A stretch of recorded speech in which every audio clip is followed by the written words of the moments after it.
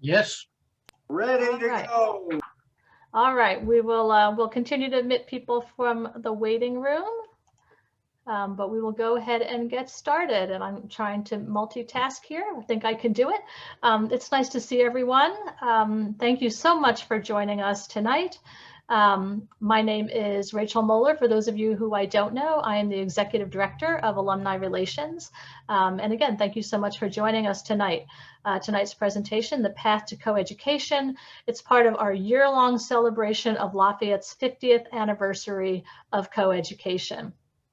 So before I introduce our speakers, I'd like to just go over a few housekeeping items because I get to do the very unglamorous part of tonight.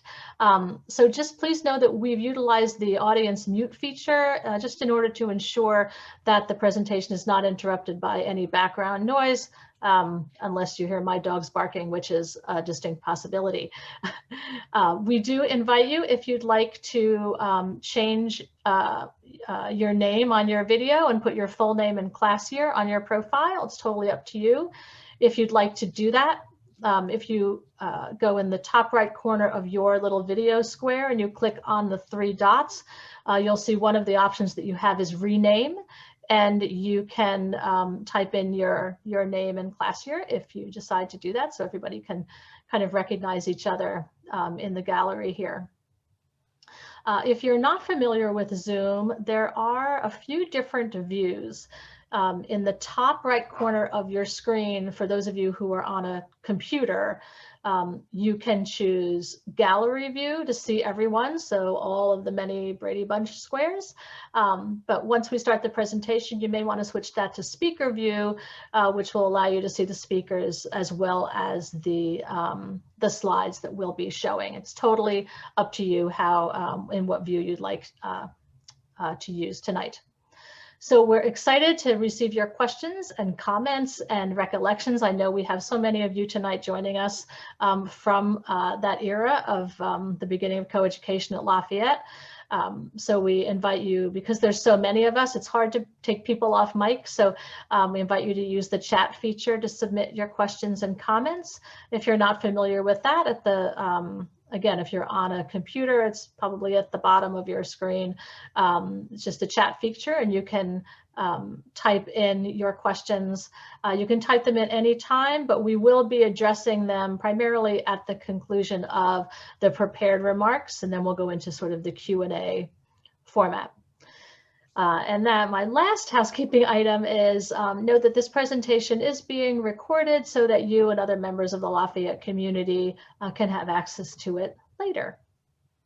So it's now my pleasure to introduce our speakers tonight. I'm not going to go into their full bios just because we want to have save as much time as we can for their remarks tonight. But you know, Professor Robert Weiner, who I don't think needs any introduction. Most of you here probably know Bob, and you know, he retired about a year or so ago, and we still miss him every day, but a truly loved faculty member at Lafayette.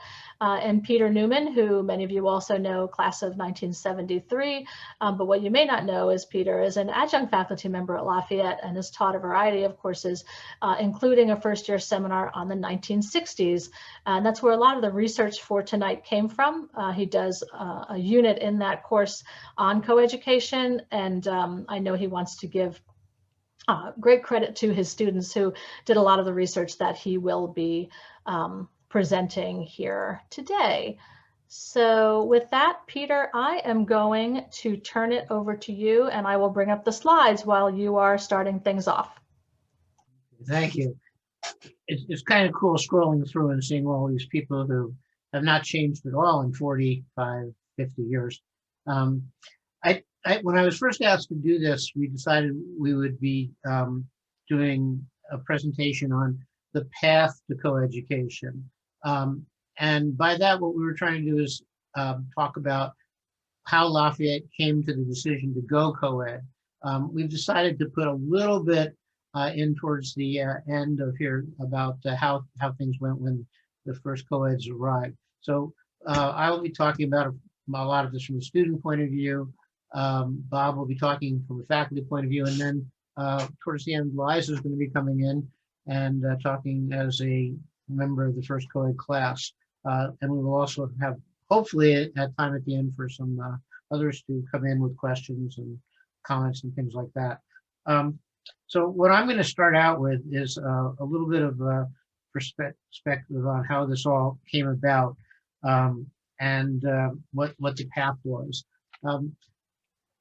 Colleges around the country were beginning to go co-ed in the mid 1800s, but very few.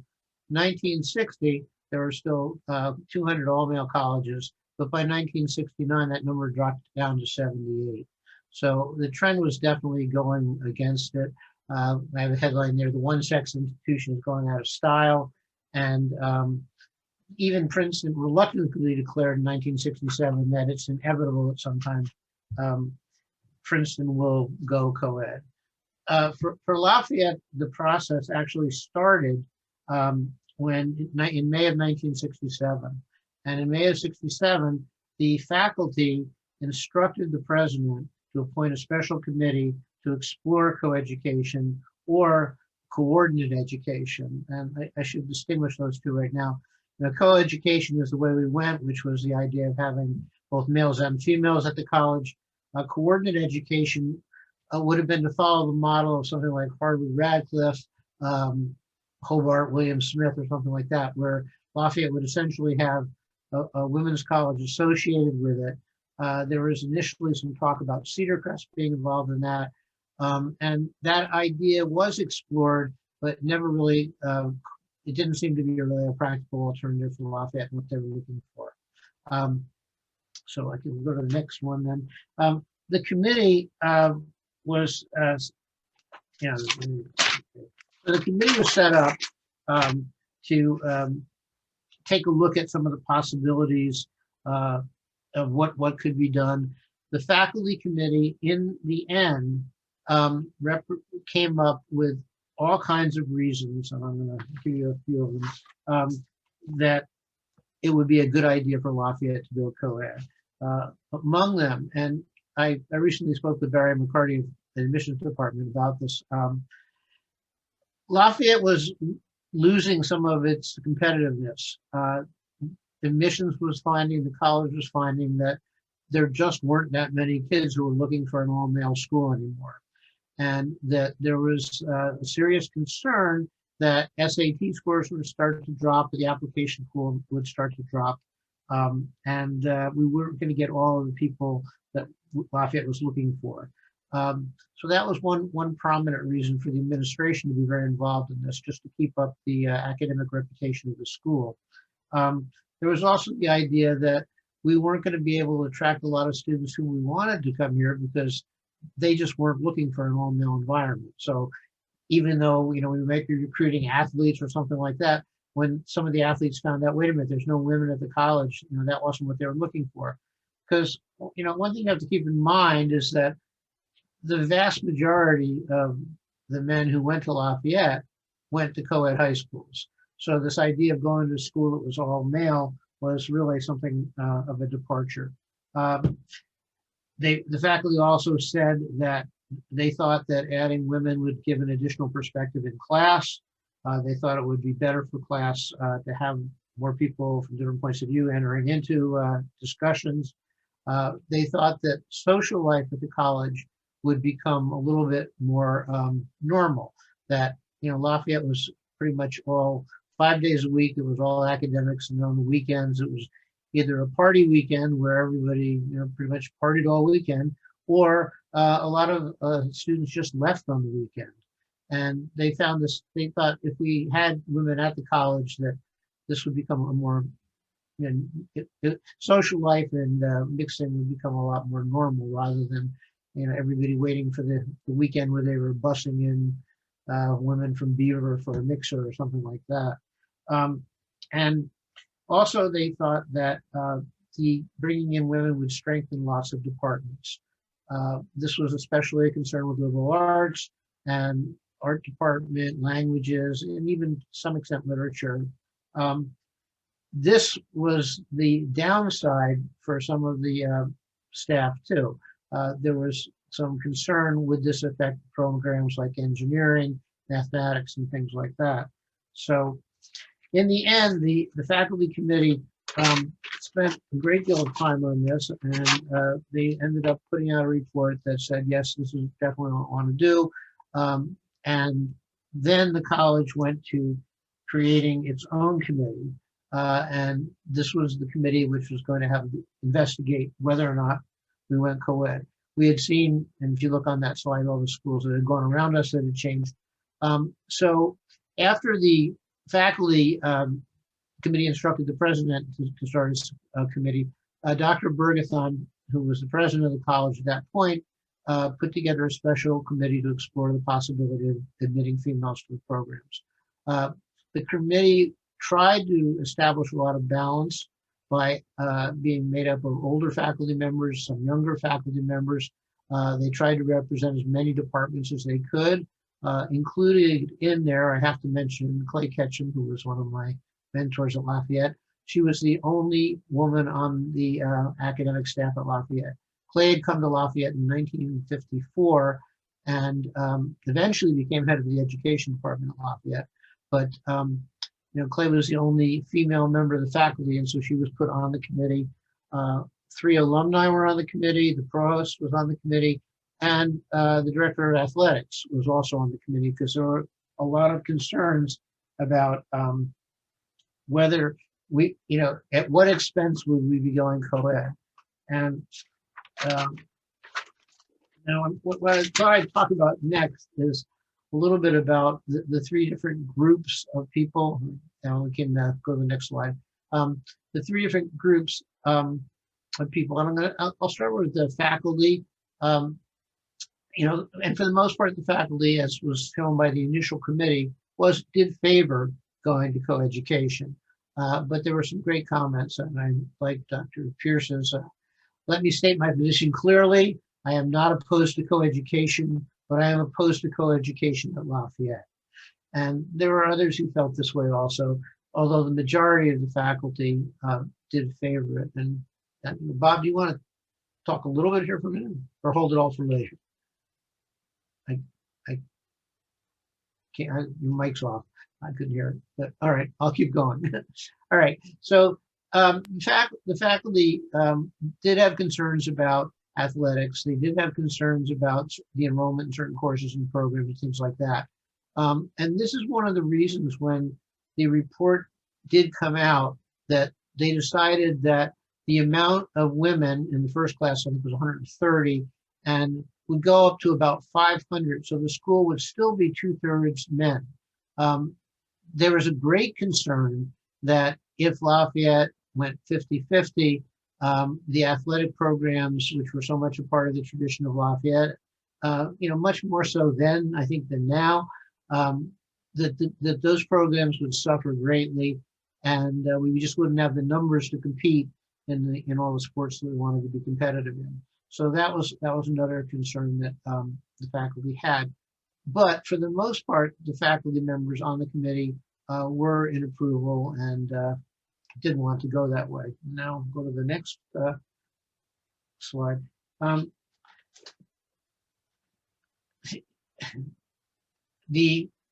sorry. Yeah. Okay. So the report of the committee then came out and said that coeducation is the new standard. They felt that we would recruit more people if we did admit women. It would help us with our men. Coeducation would have a positive effect on the social life, produce a more relaxed atmosphere. The admission of women would strengthen enrollment in weaker departments, and now the college had to take the issue to the alumni and the students. And by the way, a lot of the things that they proposed here did happen. And in fact, we did right away, there was immediately noticed that the academic standards of the men who applied to Lafayette had gone up within the next year or two. Not so much SAT scores, but class rank and things like that. So we were getting a more selective class. Okay. So now the college had to sell the idea to the alumni and to the students. And then of course the final part of the process was this had to go to the Board of Trustees, who would vote on whether or not Lafayette would go co-ed. Okay, now next one, please. Next slide, please. Okay, thank you. The alumni perspective was pretty interesting. There were a lot of, there were a lot of people, there were a lot of alumni who were very much opposed to Lafayette going co-ed. There were articles about it in Lafayette Alumni Magazine, and there was a tremendous concern among the trustees and among the staff at the college that if Lafayette went co-ed, there would be a tremendous decrease in the amount of contributions alumni would make to the college. So what the college did is they set out and had several staff members and varied the people who went, who would go to alumni local meetings so that they would meet with, the New England Alumni Club or whatever, and they would talk about, what the college was thinking and take input from alumni who went to these meetings. We think that there were about 20 different club meetings in 68 and 69, and everyone was attended by at least two staff members from the college. And they think that they spoke to approximately 1,000 alum at these meetings. Then they decided that they would send out a questionnaire to the alumni, and they sent out to over 14,000 alumni, and they ended up getting only 2,800 responses. So about 20% or so of the alumni responded. Of the 20%, 56% felt that the college should remain all male. A majority of the respondents, however, 2/3, were not regular contributors to the college. And it's kind of funny that that was part of the data, but in actuality, that was the big concern. And there was a realization that, okay, 56%, about half and half, they actually checked to see if these were the major donors and things like that, and they were not. And that had some influence on the decisions that were being made that way. They also felt that the fact that there was only a 20% response to this indicated that it wasn't necessarily the burning issue with alumni that they thought that it might have been. Okay, now it's the next slide, please. Okay, and then there was the Lafayette student perspective. And well, you can read articles and things like that, and you get all different points of view about this. I should really recommend to you that if you are interested, the Lafayette website on CoEducation is spectacular. My students in my FYS class do a unit there. A third of the class works on the transition to coeducation. A third of the class works on issues of race at Lafayette, and a third of the class works on political issues and demonstrations and things like that at Lafayette. I mentioned this because Diane Shaw, who just retired, and Elaine Stomber, who's been incredibly helpful with my students and worked with them for years, sent our kids to the archives, and we used transcripts. There are oral transcripts there of students who were there when all these changes were taking place. And you hear really divergent viewpoints on this, on the issue of going co-ed, obviously on politics and issues of race that were taking place there. And if you do have time, it's kind of cool to go back. And what's really been fun for me is when my kids hand in their research papers, I read these quotations from people, and it's like, wait a minute, I knew him, or I knew her. And so it's kind of interesting to read those things. But the opinions of the students were taken into account a little bit, but not too much. But when the students found out that there was a poll given to the alumni, the student council went to the definition of alumni and found that if you have even matriculated at the college, you are considered a member of the alumni group. So even if you only went there for a week, they'll ask you for money. Now, so what they did is the student council said, well, we're alum too, so we can be polled.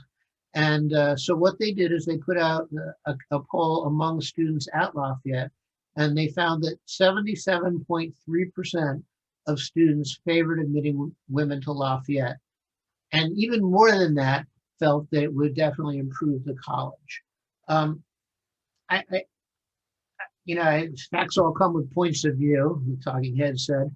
And I think that it's interesting to look at this because if you think about 77%, you're thinking about 3/4. Okay. If you're thinking about polling all of the kids at Lafayette, even with the best case scenario of going co-ed the following fall, 25% of the kids weren't going to be there anyway. So there's a strong possibility that a large percentage of the people who were the nay votes may well have been the seniors who were about to graduate anyway. Can't be documented, but it's a possibility. In '69, 750 students had rallied outside of Markle Hall. We show that picture actually. That was one of the rallies for coeducation. And you can see that they had a pretty good sized crowd there. Go back to the other one. Okay. And so that was impressive. And the next thing that happened was the board, this all went to the board, and the board took in all of the report and everything, and they were very impressed with the fact that the students had pursued this in a very peaceful, organized, and logical manner, that the demonstrations were not out of control, and they thought that the process that the kids had followed and the faculty had followed was very good.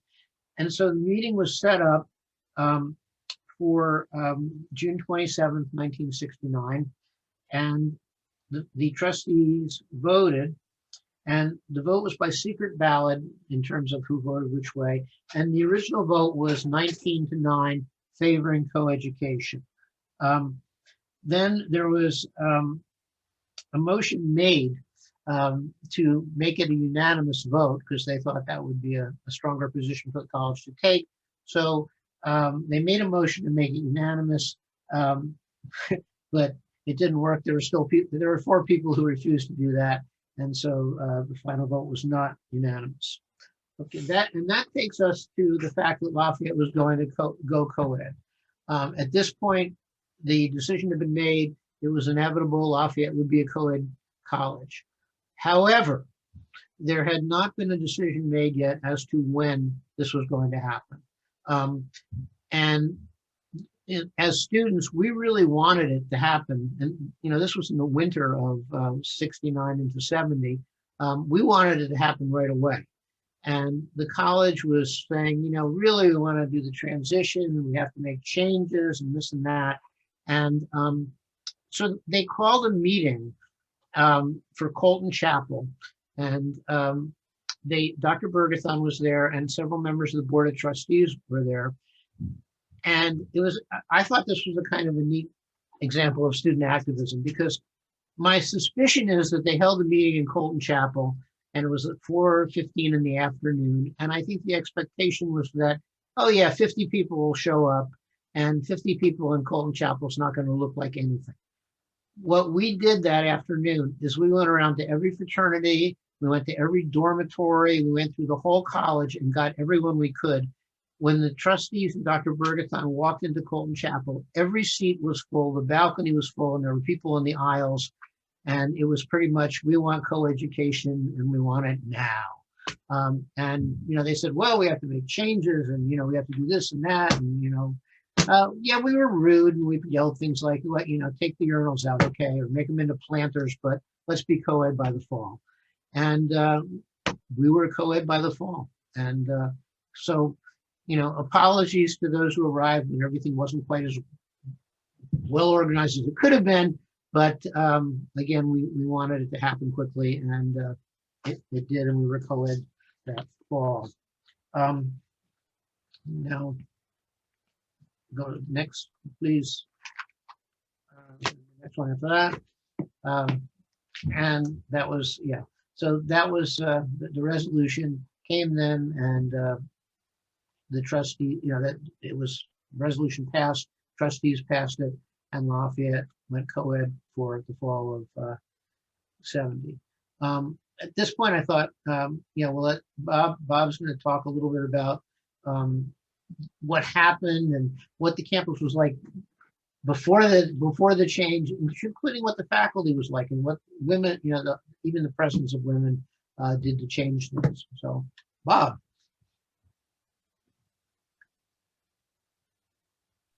Thank you, Peter.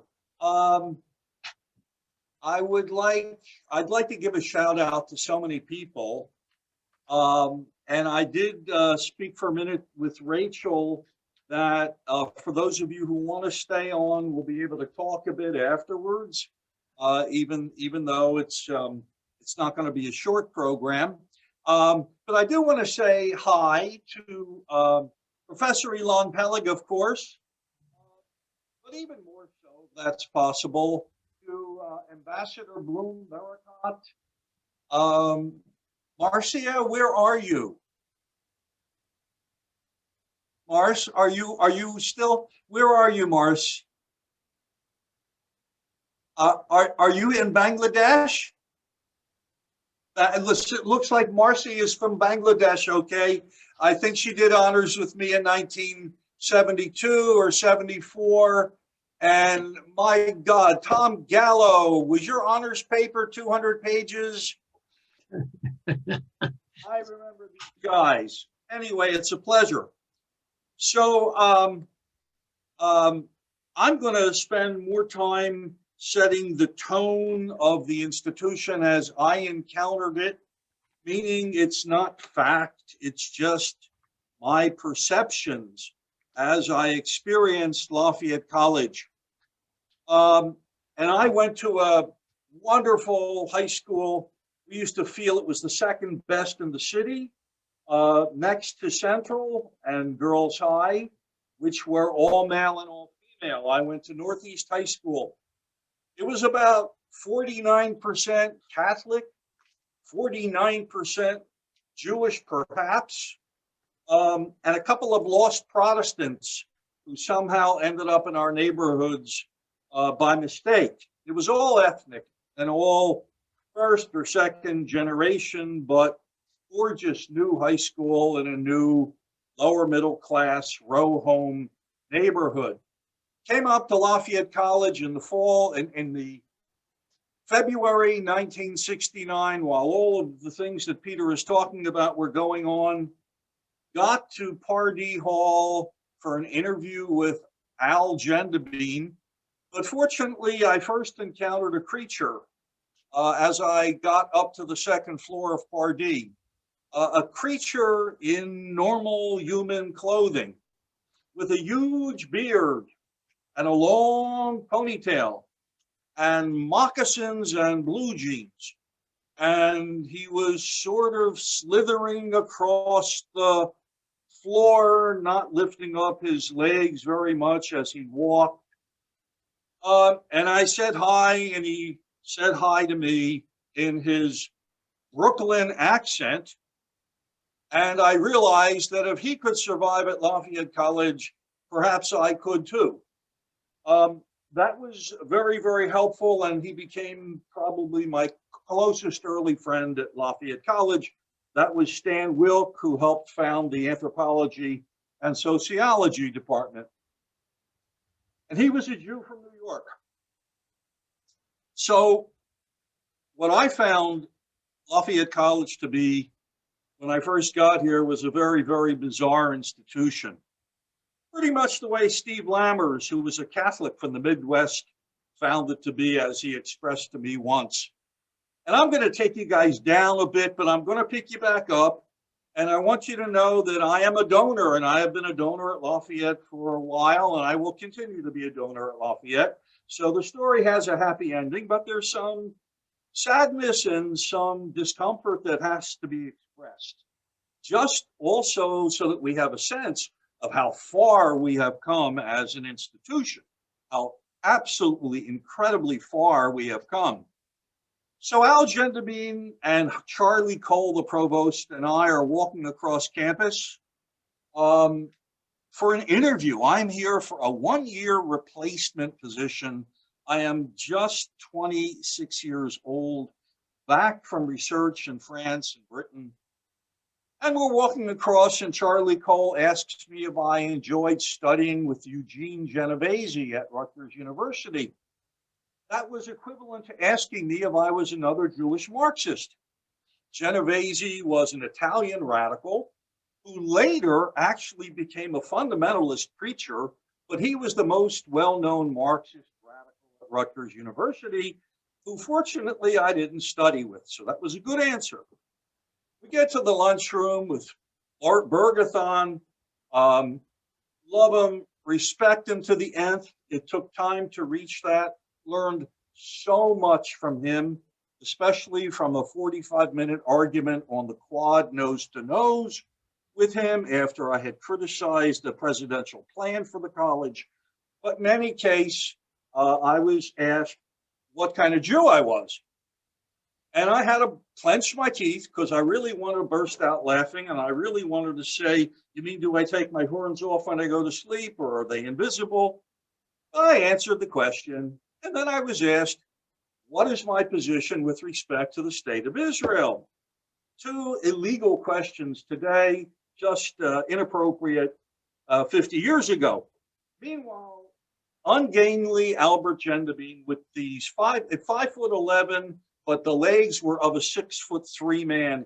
He is kicking the provost under the table. He so much wants to hire me, and he doesn't want me to walk away. And he is profoundly embarrassed by what he knew was really, really inappropriate. Go back to his office in Pardee. I use the men's room. I get back, and he says to me, oh, the president's already called. He doesn't care what religion you are as long as you are of a religion. And I realized very, very quickly that the president had not called. But anyway, Al was covering. Al became my mentor. Albert W. Gendebien became my second father. Albert Gendebien, who was the head of the Committee on Coeducation, and then deeply, deeply involved in getting the Black Cultural Center established, was an incredible, incredible human being. We team taught for 3 years, and it was like an advanced graduate school education, but it was so much deeper than that. Lafayette was a bizarre institution. It was parochial, it was patriarchal, it was hierarchical, and it was a deeply, deeply divided institution in 1969, probably even more so than divisions that we might have today. In fact, a lot more so. It was divided by discipline, engineering, sciences, and liberal arts, the radicals. It was divided by age of faculty members. It was divided by ideology and faith. And it was divided by lifestyle. This was the 1960s, and we had a large number of young radical faculty members living what many would think would be very bizarre and egregious lifestyles. There was a clear sense of rebelliousness on the part of the younger faculty, very, very political, very, very headstrong against this patriarchy, especially these long-term department heads who ran mini fiefdoms who could get you fired or untenured simply by saying that you were only excellent and not extraordinary, because we had a 50% tenure guideline. But what did these 60s radicals do? They came to the faculty meeting at least up to the mid-late 70s, sometimes with 3-page or 5-page petition speeches, standing up to the older established faculty, sticking their neck on the block, allowing it to be chopped off, which often happened, so much so that when I finally came up for tenure, I wore my first beard for an entire year and forced the school to tenure me with my beard, looking like so many of my colleagues who didn't get tenure and for whom, in many cases, that was really the end of their careers. We had no diversity other than, well, I was diversity in some senses. We had about 25 African-American students. There was one female faculty member, protected by the older males in Pardee Hall. So if Clay Ketchum wasn't going to get a decent raise, if her classes weren't where she wanted them, if she wasn't being treated fairly, Al Gendabine, maybe Bill Watt, Sam Pascal, they'd intervene. They'd go to the provost. They'd raise hell. Literally, this woman, Clay, this magnificent faculty member, she needed protection from some of the prejudices of the institution. It was like Who's Afraid of Virginia Woolf? Lifestyle, bohemian, countercultural lifestyle choices, unbelievable. And of course, that continues when the women come to campus. Classes, raw in some cases, especially large classes. ROTC still had about 500 students. The ROTC and large athletes sit in the back row, maybe 15 across. In the middle, there's an array of different kinds of students. On the front row, all the kids with long hair and beards who were considered to be nerds and who were made fun of in some cases by the large attempted humanistic animals in the back row. Language in the classroom, I used foul language only twice. Once was in France in 1980 when students almost got us thrown out of the hotel on the first night, and I had to drop the F-bomb and make them crawl down and beg to allow us to stay in the hotel. The other time, and Tommy Lacana is here, he may remember it, that is Judge Tommy Lacana, whose son Greg later came to Lafayette College. And I will say it, and it's going to go on the record. The guys in the back were just not behaving nicely to the people in the front. They were making faces and stuff like that. During our discussion, I finally said, you know, I'd rather you call me a son of a bitch to my face than give me a finger under the table. And Tommy later came to see me and apologized, as did some of the other guys. And during the student strike, Tommy took a reading course on Vietnam with me. I will never forget that. So classes could be raw, and life for early female faculty members was very difficult. Younger faculty members could be tested. Young female faculty members really got tested, and really their ratings were often lower from students than they deserved. With all of that, I fell in love with this college. I fell absolutely in love within 2 weeks. My wife always said, I never feared another woman, but I knew I couldn't compete with Lafayette. And she, in some ways, is correct, because we lived Lafayette. It was so different than now. It was a total endeavor. There was a College Hill culture. It was a lifestyle choice. Most faculty were in their office 5 days a week, 9 o'clock till 4 or 5 or even 6 sometimes, even on a Friday afternoon. Even the research chairs in the history department, Ernie Cook and Dick Welsh, 5 days a week with the door mostly open, waiting to talk with students. Now, current Lafayette faculty might look down on the dearth of great publications that occurred during those years. But we were doing something very different. We were living with our students. We were counseling our students. And teaching was the soul of our life. Learning and teaching. The conversation in the hallway. The conversation in jointly taught classes. The conversation around the lunch tables in the dining hall. From the top down, Bergie set the tone. If you sat at his table with 9 or 10 other people, you were going to be on the spot. He was going to ask you what you thought. It could be politics. It could be ideology. It could be current events. It could be history. It could be art. It could be social questions. incredibly learning experience. But there was ferment because we were dealing with Vietnam. We were dealing with issues of race. We were dealing with issues of feminism and the awareness of women, not yet issues of gender, really. That didn't really happen for another 15 to 20 years longer, into the 90s, perhaps even.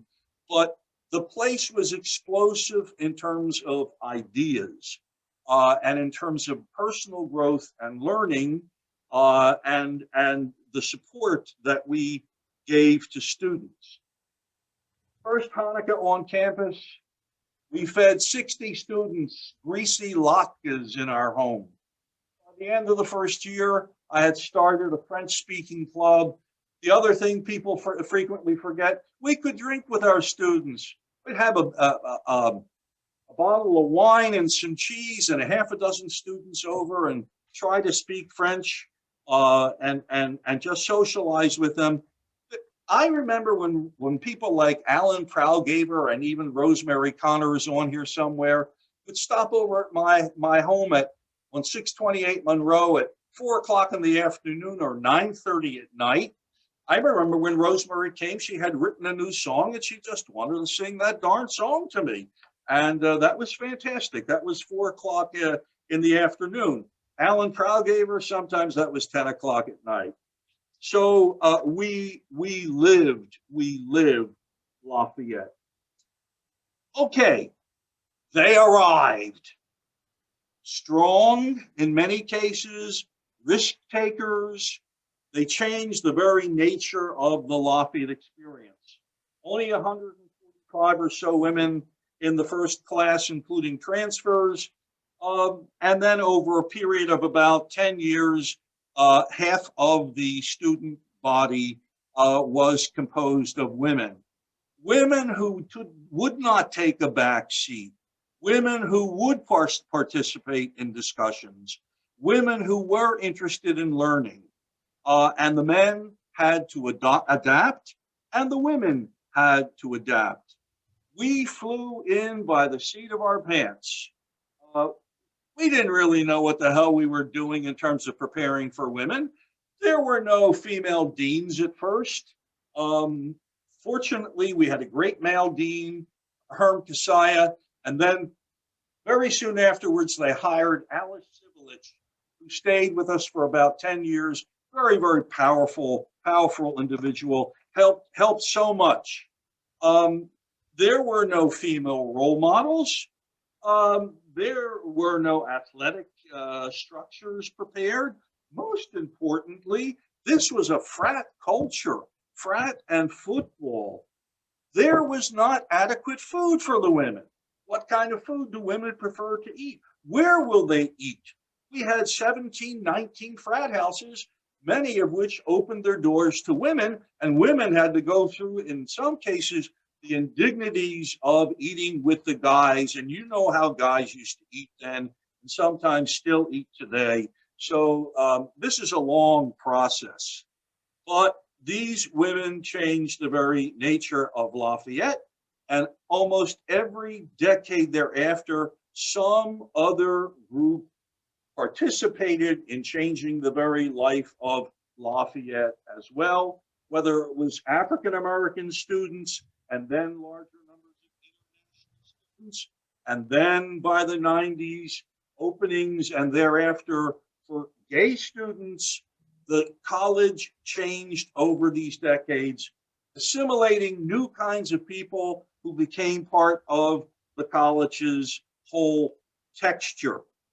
It was not easy for the early women, but the goodwill was really there. There were some pro-Magna faculty, but many faculty members happened to have daughters also, and wanted their students treated like their daughters. In fact, we treated our students in many, many cases like our children, in terms of the love that we gave them, not in terms of the regulations, but in terms of wanting to do the very, very best that we possibly could for them. My first 5 years at Lafayette, while this was taking place, before I even had my PhD, and by the end of that 5 years, we were a family with 3 small children, eking out an awful economic existence.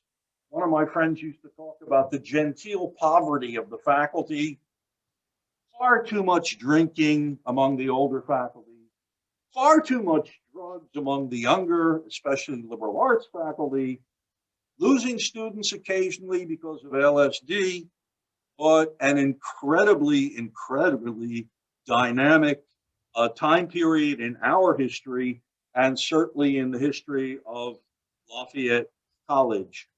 I don't think I experienced the same joy at Lafayette, and I apologize to all the intermediate classes. I did not experience the same joy until after 2000, when the quality of our students began to equal and surpass the quality of the students we had between 1970 and 1980. And when the students after 2000 began to have many of the same social concerns to try to rebuild the world and improve the nature of all of life for everyone at Lafayette, as many of the students had in the late 60s and most of the 1970s. So I think that we have come back full turn in a certain sense at Lafayette, although the experience is totally different. 80 to 90% of the faculty members lived on College Hill. Increasingly, that is much less the case now. Maybe it's only 40%, I don't know. And that changes the whole nature of the experience as well. But on behalf of the Alumni Association and on behalf of the Development Office, I will tell you I am a proud Lafayette College donor, and you should be as well. It is an incredible institution. And you still have some hangers-on like Ilan Peleg, who's publishing his 12th book and still likes to spend time with students. Those guys are hard to find these days. And Ilan, thank you for joining us. I see Rosemary Connor, Rosemary Steinbaum smiling, and I am so glad. Hello. Thank you, everyone. Thank you, Bob. I think, Peter, we'll toss it back to you and then to Liza. Okay. Yeah, I want to get to Liza as quickly as we can. You know, not everything was perfect is my mic on now? Mm-hmm. Yep. Not everything was perfect when the women arrived there. And I'm not going to have time to go over all of the issues and things like that. The college slowly dealt with them. You know, some of them were athletic issues, some of them were about social life, some of them were about the needs of the women. I did bring, by the way, this was for the second year. This was the original ticket I had for the first Powerpuff football game, where I think it was the most violent football game I've ever seen in my life. And I do remember, I think it was Sue Boudelier, like just knocking somebody like out cold on the ground. Very mean.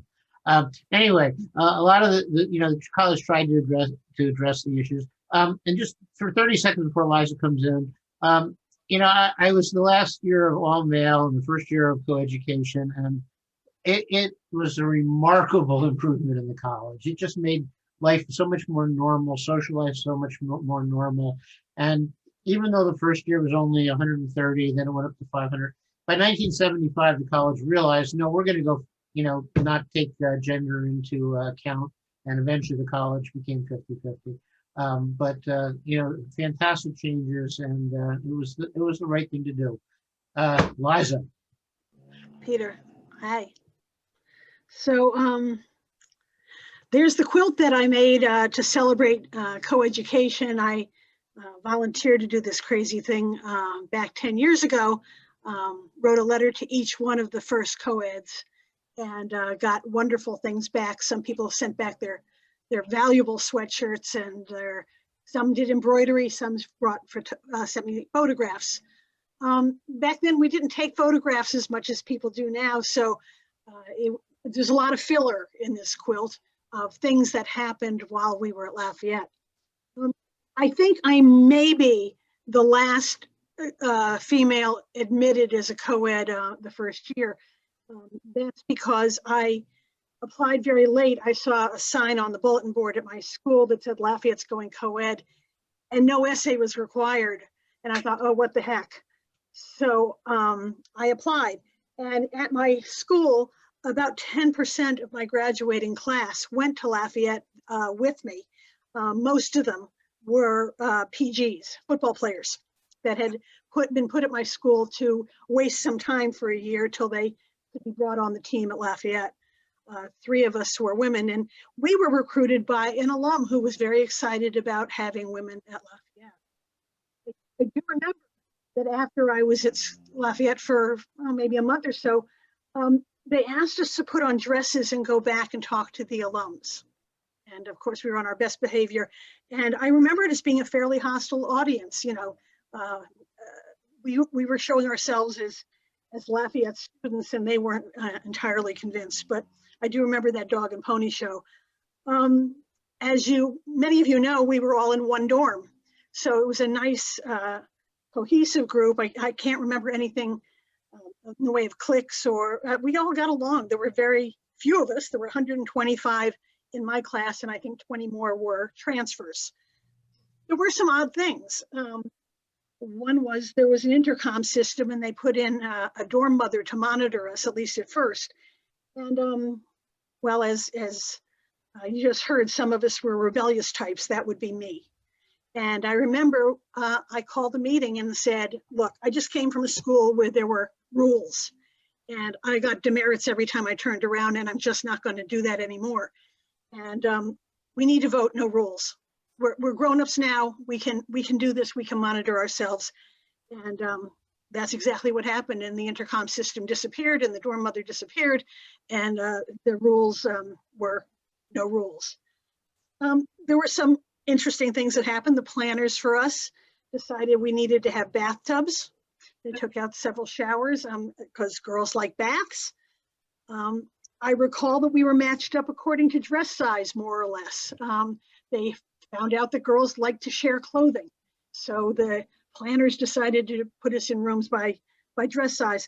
On the flip side of that, they also tended to put us together by ethnicity. If you were African-American, more likely than not, you had an African-American roommate. If you were Jewish, you had a Jewish roommate. I was not one of the ones that fit into that category, but that's another story. There was a doctor on campus who had never seen a woman in his life, as far as we could tell. And I had a car freshman year because I had a weekend job. So Tuesday nights, I ferried women back and forth to Planned Parenthood, where they were our doctors. That's where women got not just birth control, but aspirin and treated for, colds, because the doctor on campus just really was not able to handle us. I kind of want to reflect just briefly on my experience as a mother. I took my daughters back to be interviewed. Both of my daughters attended Lafayette, one class of 12 and one of 15. And coming on campus again after so many years, I was really distressed because my recollection was of the quad being filled with people with great joy and a lot of music, that there was sound.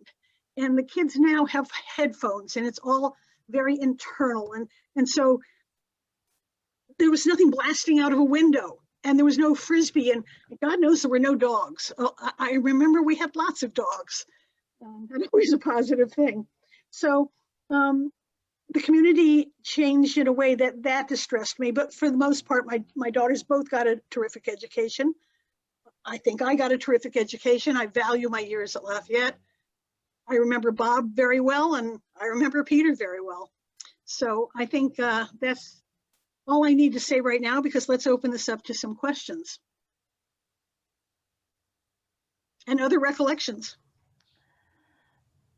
Thank you so much, Liza. Peter, did you want to say anything before we open it up to questions in the chat? No, there's like a million things we could talk about, but I think it'd be great to hear from some of the, the people who were actually there for the, the women who are there. And from what I've seen, there were quite a few people from the first 2 classes.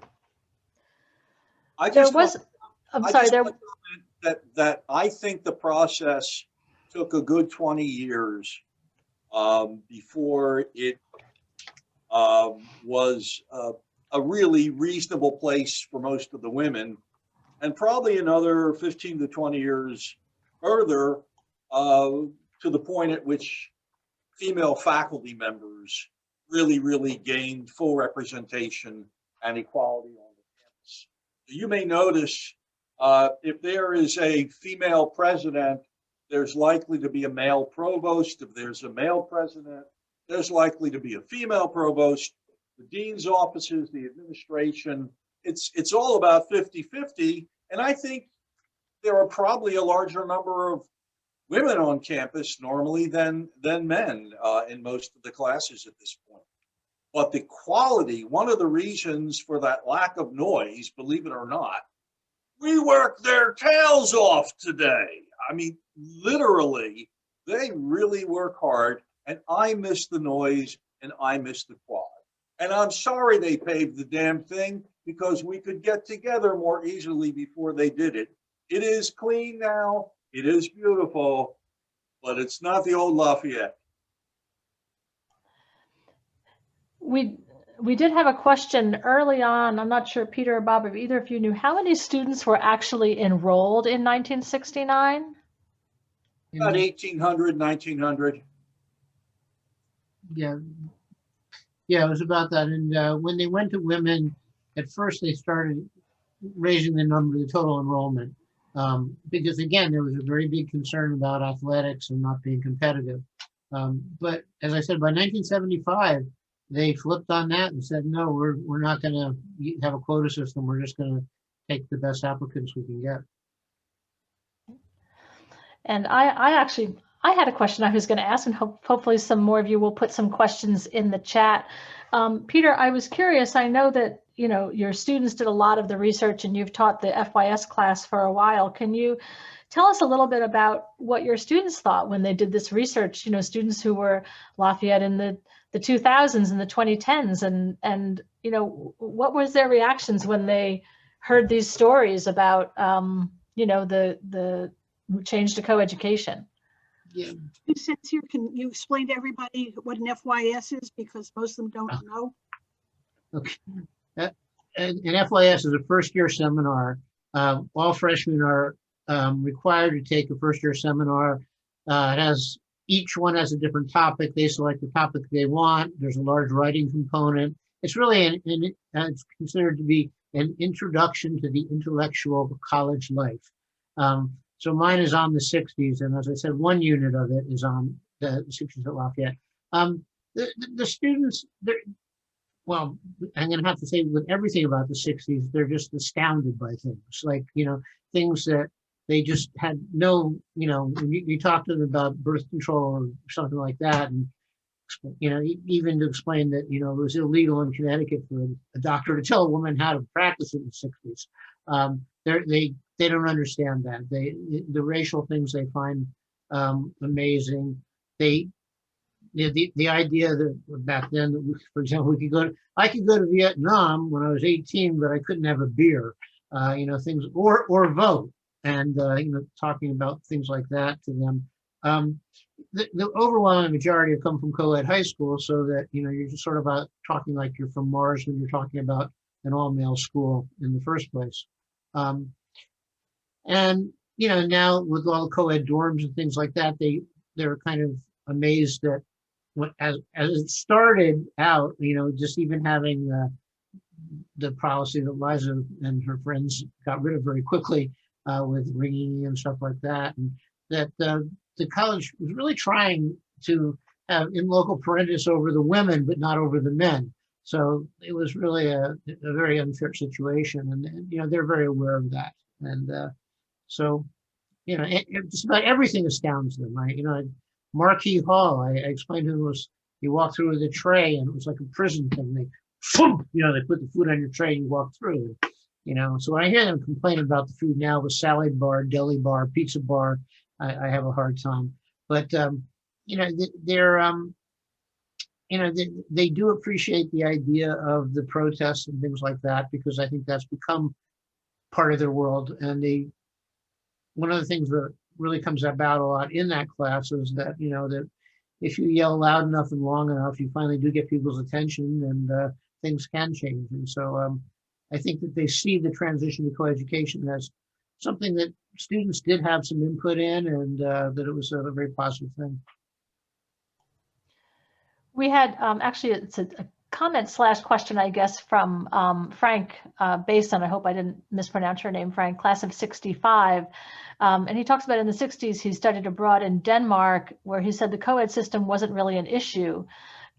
So, you know, he wonders if the European connection had any influence on the changes at Lafayette.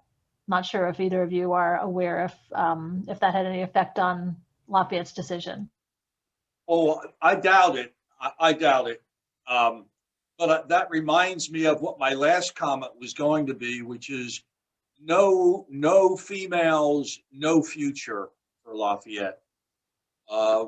We could not have remained a major institution if we had not gone co-ed. It was really as simple as that. Maybe the earlier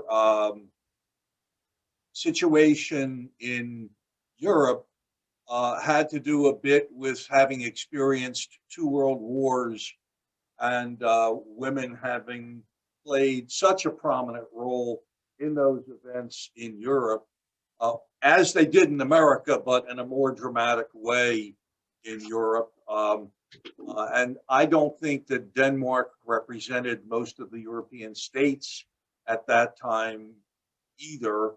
My guess is that the more Protestant the countries, the earlier the coeducation, whereas in the more Catholic countries, a lot of the learning remained separate all the way through the lycée and into college also. To respond to Ron's question about the library, or comment about it becoming a social center, yeah, it did. It became, there was no student union at Lafayette. I mean, there was a snack bar in Marquis with a couple of ping pong tables, but the library became a great meeting place. And there were 3 floors, and I always said, okay, like if you were on the main floor, you wanted people to come over and talk to you. If you were on the top floor, you had some work to do, but you didn't mind being interrupted. If you were in the basement, the paper was due the next morning. But it became sort of student center, and in that way, yeah. I wanted to say that somewhere on the Lafayette website is a picture of the quilt I made, and every one of the first co-ed's photographs is on the quilt. So you will find yourself. You can go to the website and blow it up. That was thanks to Kathy Hilton, who took her computer skills and put it on the Lafayette freshman directory, if you remember it. And that's all printed on the quilt. So you can find yourself. I got y'all. Larry Fast. Hi, Larry. One of the questions that Larry brings up is freshman hazing, how it disappeared. And yeah, I remember my, fall of '69, 2 football players knocking on the door and telling me you're going to buy a beanie. And I bought it. I still have it, by the way. It's still fashionable. And you had to buy a beanie and wear it for the first 2 weeks and all that kind of stuff, and be able to sing the alma mater. And yeah, when coeducation arrived, all of that just sort of faded into the background, I think.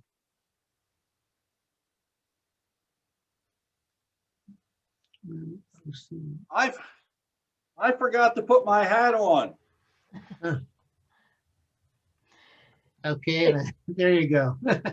There was a question in the chat about what happened to the relationship with Cedar Crest, I guess, after the women arrived. I will say that there were still relationships with Cedar Crest. First of all, there were 130 women the first year, and the numbers were still very small. And so there was still a lot of dating between Cedar Crest and Lafayette and Centenary and Lafayette. And quite frankly, a lot of people, as high school girlfriends who would come up for the weekend. Now, as the numbers of students at Lafayette changed, of course, some of that mitigated a little bit. That was very, very bizarre with Cedar Crest. I will never forget my first Hillel brunch. And Riley Temple was probably there, and so was Seth Fowler, who's on there, and maybe Larry Fast. The guy sat every other seat, leaving room for about 50 women from Cedar Crest to sit in between two guys, whether they liked it or not.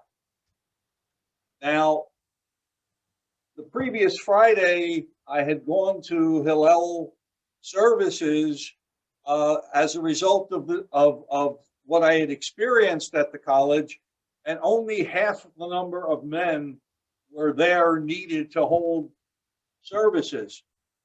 After that first Hillel brunch, they used to have a Hillel happenings kind of thing, and I wrote in it that either you have to change the nature of your activities and make more commitment, or you have to change the name of the society and stop profaning Rabbi Hillel. Because all they wanted was those women from Cedar Crest College. They didn't give a damn about anything else. And I did play some basketball at Pi Lam.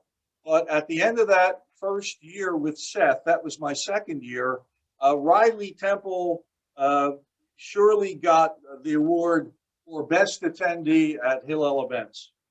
Some of you may not know that Riley is an African-American civil rights attorney in Washington, D.C., who almost became president of the college. And I think if he had wanted to, he probably could have. But he took a leave to do other things and actually study ministry about 10 years ago. Still an absolutely magnificent human being, the best bow ties in the world. And Susie, a couple other questions in the chat that, Peter, you're probably looking at these. I'm going to go out of order a little bit. So how did co-eds change the classroom experience? And I know Bob talked a little bit about kind of the faculty perspective, but I'm, maybe from your perspective, Peter, as who was a student sitting in the classroom at that time, how did that change the experience? Well, I'm going to be like really honest here that I think that a lot of the women were a lot more diligent as students than some of the men were.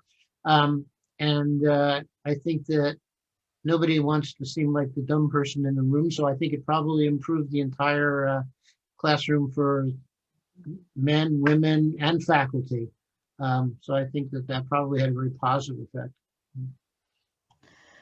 We've had a lot of really nice exchanges in the chat, especially about athletics. And I know we didn't get to talk too much about athletics, but maybe if you could just sort of touch on that a little bit, and kind of curious what the support was, for the men for women's athletics. Did they come out and watch the women, or how was that? My one recollection was the Powder Puff game, which the men really, it was a great thing. I believe it was at Lehigh the first year we had it. And that was the second year of our coeducation because Lehigh went a year after we did. And boy, the women took the game incredibly seriously. I remember the men were the cheerleaders. I think Wes Rubenhorst was the lead cheerleader. And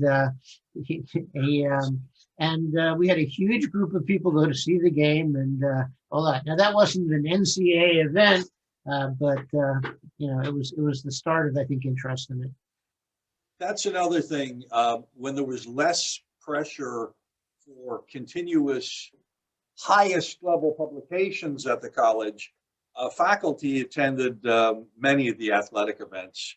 You could have 40, 50 faculty members at a football game, and certainly at the basketball games. What better babysitting is there than bringing your children to a Lafayette College basketball game and let them climb up and down the stairs and stuff, and that's one of the things that is lacking now. You can go, there may be 10 faculty members at a basketball game, and there's athletics has become a permanent issue for discussion at the college. Fortunately, we don't have to deal with the fraternity issue on the highest level. We were able to control that, but we have very different attitudes with respect to the role of athletics than many of the alumni do. And we're going to have heavy athletics and we're going to have heavy scholarship. We're going to have both.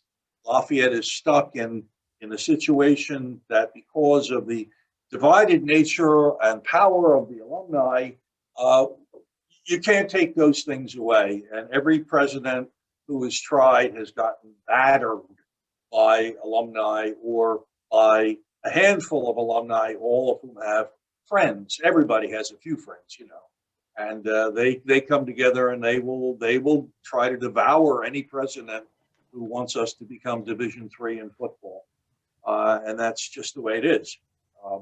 So we can't do anything about it, and that's one of the things that makes Lafayette different than say Haverford. But there's a place for the Lafayettes of the world, and many of our athletes. I always say in my classes to the athletes, you guys got more ability, if you have your head on right, to make social change than anyone else, because by your very size you have power, and if you also have good civic ideas, you can be a change agent. People respect you, and they take it in. They really do take it in. And we've had some athletes do remarkable things in life. So, you know, everybody grows in a different way and at a different pace, but we share the same space, and it's there's tension there. Can't help it. Susan, you asked about, you mentioned as a transfer, being the only woman in an English class and being asked by the faculty to give the woman's point of view. And, you know, obviously a kind of awkward and unfair thing to do at that point in time. But there were, as you read the transcripts, many instances of some faculty members who said things back then that if they said now, they probably would be gone the next morning. But you know, like saying to a woman who was going pre-law, why do you want to be a lawyer? Why don't you just become a clerk or something like that? And, you know, these kinds of things were said. And the fact that there was no backlash to it was like even more astounding. But if you read the transcripts, you know, you do find that. And it wasn't a majority of the faculty, but it was there. Even in graduate school, that was said. There was some of the very best faculty wouldn't accept female graduate students. They would simply say, I can't spend my time with you. You're going to get pregnant. I can't spend my time with you. It was as straight as can be from some of the top scholars in the country. It's an abomination. So I'm going to jump in because I know we're at about 8:45, but to Bob's point, I think maybe what we'll do is I'll sort of formally, you know, thank our speakers for tonight. But those who want to stay on, maybe what we'll do is if we stay on in a smaller group of folks who want to chat, we can open up the mics. I will use what little power I have, and you know, people can stay on the Zoom and chat if they would like to do that. But I think as far as the formal presentation, I just wanted to thank Liza and Peter and Bob so much for doing this. It really, you know, I thought I knew everything I needed to know about the history of it, and I learned so much tonight, and certainly appreciate it. We all talked among ourselves that we're hopeful that maybe in the spring we can do sort of a part 2 that's a bit more the actual experience when you know, more of the first person, sort of what Liza was able to do. So not necessarily leading up to coeducation, but the experience of what it was truly like, and be able to incorporate more of you who have been here today to actually be on camera and on mic and share your stories. And hopefully we'll get that together for the spring. I would highly encourage everyone to visit, if you haven't already, the CoEducation 50th anniversary website. Easy to find. It's coeducation.lafayette.edu. It not only has listing of upcoming events as we pull them together, but it has really phenomenal timeline and first-person stories and the oral history project and photos, an opportunity for you to share your own stories, you know, biographies of sort of trailblazers, and so much to find there. I would encourage you to visit that website. And, you know, all of our events can be found on leopardlink.lafayette.edu, the same site where you went and registered for this. We've got a lot of great things coming up. next week, even though there is no live Lafayette Lehigh game, it is Lafayette Lehigh week next week. We have a lot of great programs going on. The tradition continues. So again, my thanks to our presenters. Those of you who would like to stay on, please do. We will keep the Zoom open and have a chance to sort of catch up. I'm not sure if Bob or Peter, you want to say anything before we lose anybody else, but you know, my sincere thanks to you and to both of you and Liza for tonight. I want to thank you, Rachel, for the joy with which you did all of this, and Peter, I think, for coming up with the idea. I think Peter's love for Lafayette is just as deep as mine, and any chance that we have to see alums is just a blessing. We just love to spend time with you guys, and anytime the administration wants to take a chance and give us a microphone, you never know what we're going to say. So, but Rachel, you're always fun to work with. Very kind, Bob. All right, so to those of you that want to stay on, great. I'm going to try and work